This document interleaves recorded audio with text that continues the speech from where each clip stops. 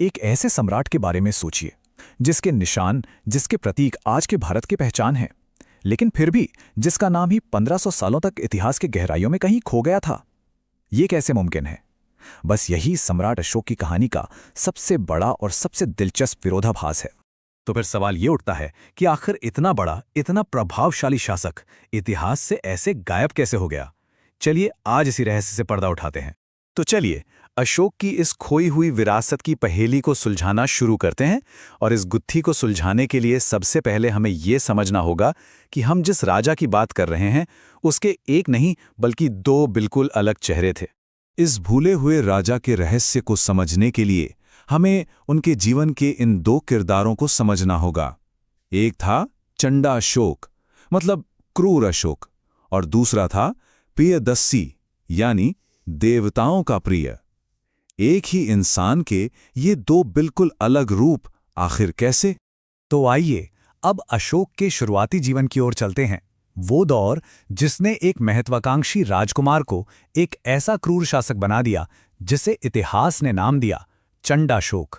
अशोक कोई मामूली राजकुमार नहीं थे। वो मौर्य साम्राज्य के संस्थापक चंद्रगुप्त मौर्य के पोते थे और सम्राट बिंदुसार के बेटे।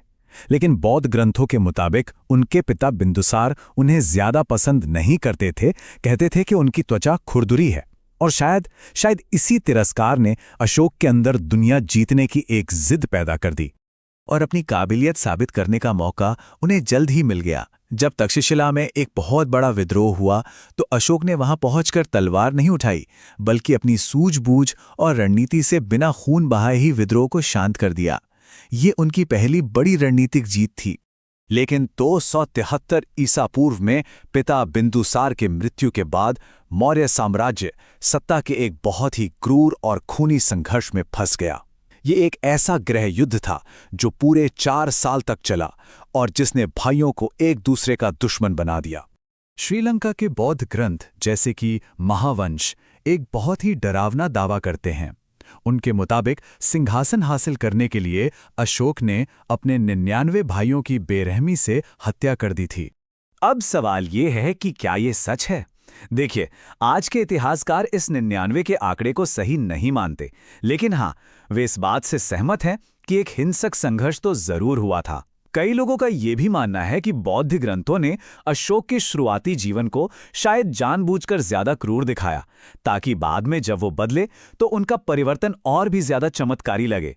खैर, वजह जो भी हो, इस संघर्ष का नतीजा ये हुआ कि अशोक को चंडाशोक यानी क्रूर अशोक के नाम से जाना जाने लगा। उनकी बेरहमी की कहानियां इतनी फैल गईं कि एक कथा तो उनके बनाए धरती पर नर्क नाम के एक यातना ग्रह की भी मिलती है। और अब हम अशोक के जीवन के उस मोड़ पर पहुंचते हैं जिसने सिर्फ उसका नहीं बल्कि पूरे भारतीय उपमहाद्वीप का इतिहास बदल कर रख दिया। ये था कलिंग का युद्ध, एक ऐसी जंग जो अशोक को हमेशा के लिए बदलने वाली थी। 2600 ईसा पूर्व में अशोक ने अपनी विशाल सेना के साथ कलिंग पर आक्रमण कर दिया। कलिंग एक बहुत शक्तिशाली राज्य था जिसने कभी मौर्यों के आगे सिर नहीं झुकाया था, और अपने समुद्री व्यापार पर नियंत्रण के लिए अशोक को उसे जीतना ही था। ये युद्ध इतना भयानक था कि इसकी कीमत बहुत बहुत बड़ी थी।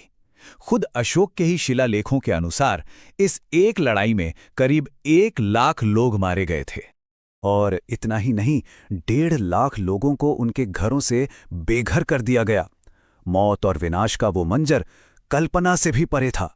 जब युद्ध खत्म हुआ और अशोक उस मैदान का जायजा लेने पहुंचे तो उन्होंने जो देखा उसने उन्हें अंदर तक हिलाकर रख दिया। अपने ही शब्दों में उन्होंने लिखवाया कि उन्हें लोगों के वध, मृत्यु और निर्वासन पर गहरा पछतावा हुआ। चंडाशोक के अंदर कुछ टूट चुका था। कलिंग की उसी राख से एक नए अशोक का जन्म हुआ। उसने हमेशा हमेशा के लिए तलवार छोड़ दी और यहीं से शुरू हुआ उसके धम्म का शासन, एक ऐसा दौर जिसने उसे एक सम्राट से एक महात्मा बना दिया। अशोक ने अब धम्म की नीति अपनाई। ध्यान दीजिए, ये कोई धर्म नहीं था बल्कि नैतिक आचरण का एक सार्वभौमिक कोड था। ये करुणा, सहिष्णुता और अहिंसा की एक ऐसी नीति थी जो एक बहुत बड़े और विविध साम्राज्य को एक साथ जोड़े रख सकती थी। उनके शिलालेखों में एक बहुत ही शक्तिशाली बात लिखी मिलती है, सव्व मुनिस्य पजाममा, जिसका मतलब है सभी मनुष्य मेरी संतान हैं। सोचिए, एक विजेता राजा अब खुद को अपनी प्रजा का पिता कह रहा था।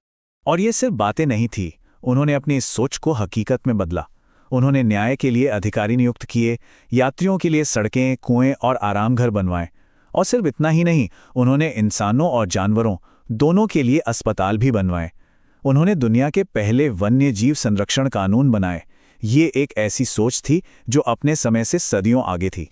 तो फिर हम अपने शुरुआती सवाल पर वापस आते हैं। अगर अशोक ने इतने महान काम किए, तो फिर इतिहास उसे भूल कैसे गया? इसका जवाब हमें पत्थरों से मिलता है, एक ऐसी विरासत जो सदियों तक खामोश रही। अशोक ने अपने संदेशों को पत्थर के खंभों और चट्टानों पर खुदवाया ताकि आने वाली पीढ़ियां उन्हें पढ़ सकें। लेकिन समय के साथ जिस लिपि में ये संदेश लिखे गए थे, यानी ब्राह्मी, उसे लोग पढ़ना ही भूल गए। तो उनकी कहानी नष्ट नहीं हुई थी, बल्कि सबकी आंखों के सामने ही थी, बस एक भूली हुई भाषा में छिपी हुई थी। और इस तरह लगभग 1500 सालों के लिए भारत अपने सबसे महान सम्राटों में से एक को पूरी तरह से भूल गया। फिर 1837 में जेम्स प्रिंसिप नाम के एक ब्रिटिश विद्वान ने आखिरकार ब्राह्मी लिपि को समझने में कामयाबी हासिल की और वो पत्थर अचानक बोलने लगे। और सदियों के अंधेरे के बाद दुनिया ने उस अनोखे राजा की कहानी को फिर से खोजा।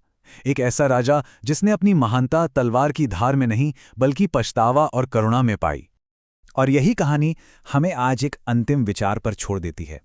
आज के समय में ऐसा कौन सा नेता होगा जो अपनी सबसे बड़ी गलती को न सिर्फ स्वीकार करे, बल्कि उसे पत्थर पर खुदवाकर आने वाली पीढ़ियों के लिए एक सबक के तौर पर छोड़ जाए? अशोक की असली विरासत शायद इसी सवाल में जिंदा है।